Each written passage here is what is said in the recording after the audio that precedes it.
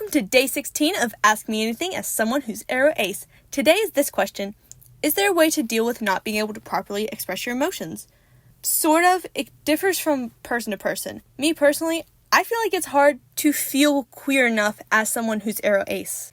It's hard to feel queer when being asexual and aromantic tends to present itself differently than other types of queerness. All of my other queer friends tend to be a lot more crass than me.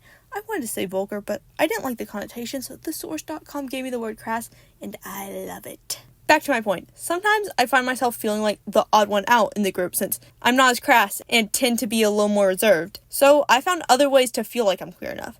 The first thing I do is make pride bracelets. It's something that I can look at and remind myself that I am queer, and more importantly, that being queer is okay. I've said it before, but I'm from the deep south, so queerphobia is not only normal, but expected, and it's hard not to think that maybe it is just me, and that I'm the broken one.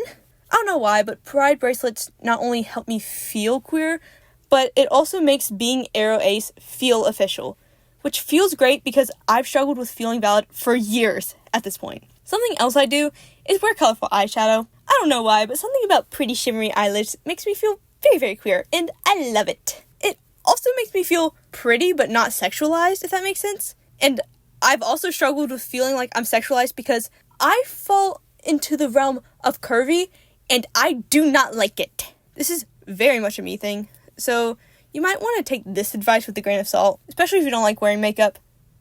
Yeah. One other thing I do is listen to what Spotify recommends me, because apparently I have some of the gayest music taste on the planet. It's very difficult to not feel queer when you get recommended shit like Disco Chaos Punk Rock Magic. Oh my gosh. Also, I may or may not have listened to this song 5 or 6 times today, and it may or may not have been stuck in my head since yesterday. I don't know why. It is not very asexual core, but it's so catchy. And gay.